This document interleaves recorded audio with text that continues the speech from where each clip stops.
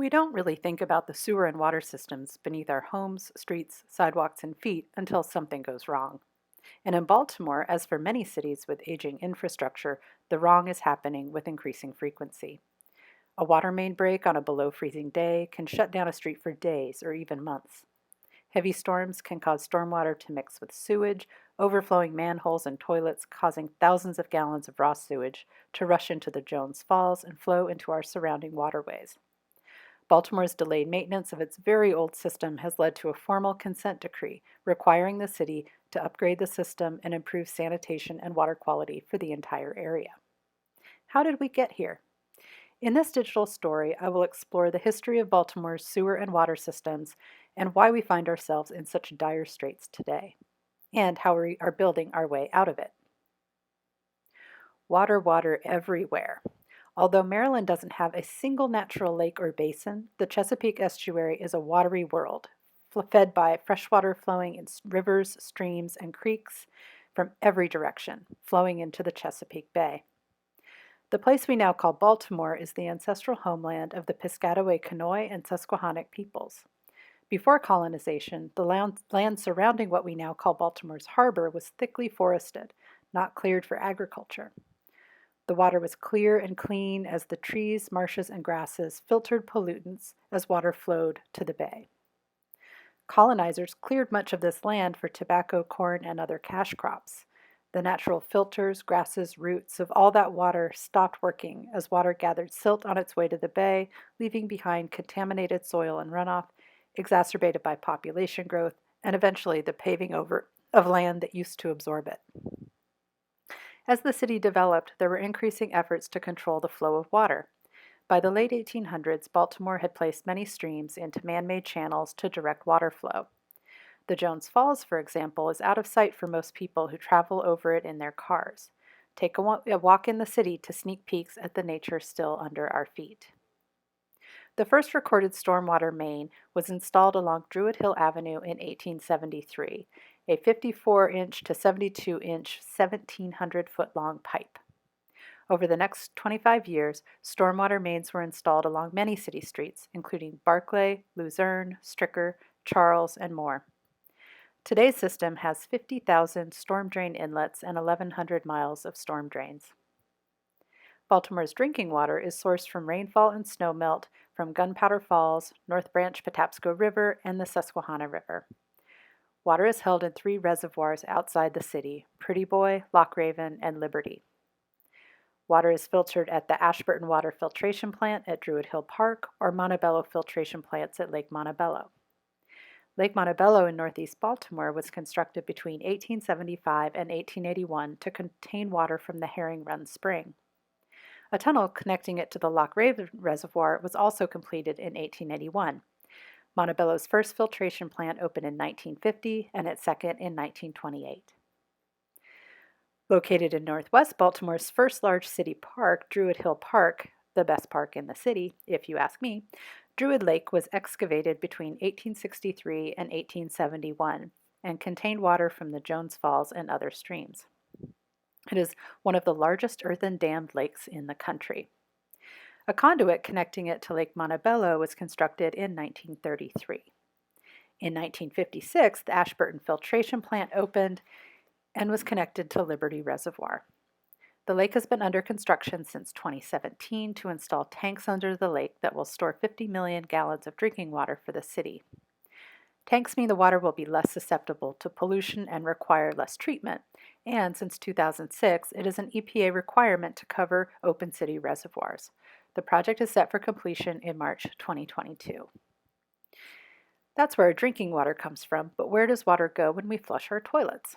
Baltimore was one of the last big cities in the country to construct a sewer system.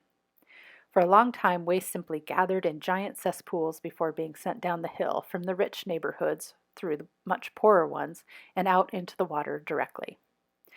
Some residents resisted a sewer system that would allow waste to move both directions. As Alicia Puglionesi notes in her history of the sewer system, quoted in Baynard Wood's piece in City Paper, quote, before 1904, open-air gutters flowed in one direction from the wealthy northern suburbs to the poor neighborhoods around the harbor. New enclosed sewer mains enabled two-way traffic. Waste flowed down, but gases rode up. Or so the alarmists imagined. They insisted that germs from the slums would penetrate the water closets of the elite. The big push to build a permanent underground system came following the Great Baltimore Fire of 1904.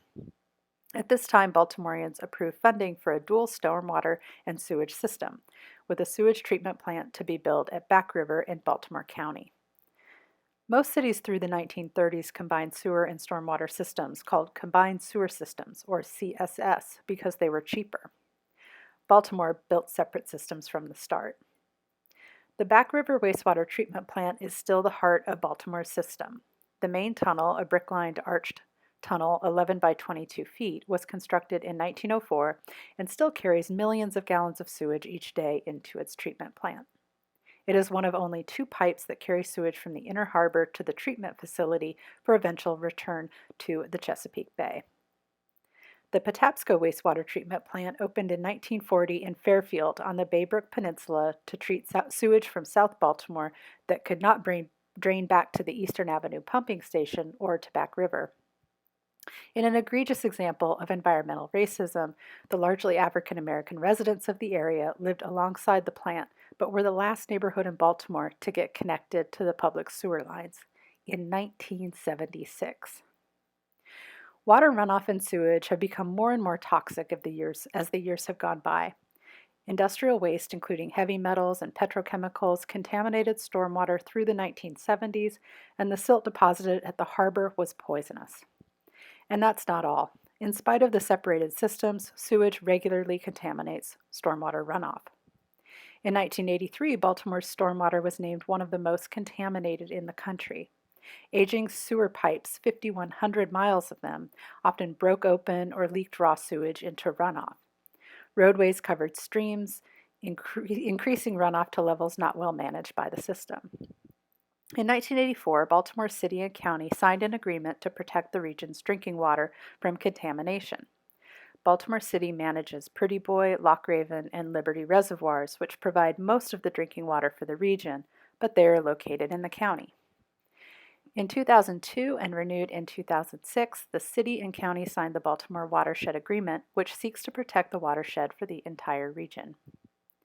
In 2002, the city entered a legal agreement with the EPA, the U.S. Department of Justice, and the state of Maryland to require the city to upgrade its sewer systems to stop sewage overflows and backups into homes. All sewage overflows were to be eliminated by 2016, but the city missed the deadline and requested 14 additional years to complete the work, with a new target date of 2030. Delayed maintenance continues to be an issue. For example, video footage shot inside the Back River Tunnel in 2018 as part of this consent decree showed holes and cracks demanding urgent repair. In December 2021, the Board of Estimates approved an $11 million contract to make the basic repairs necessary to prevent catastrophic failure. I have barely brushed the surface here of what is happening with our water and waste underground. What I have learned is that out of sight, out of mind is a dangerous way of thinking, and delaying maintenance puts us all in peril. And again, I am reminded of the ways we are all interconnected. This is not just a city problem, but an everywhere problem. Our watershed doesn't respect our map boundaries, so we have to work together to protect our shared resources for now and for the future.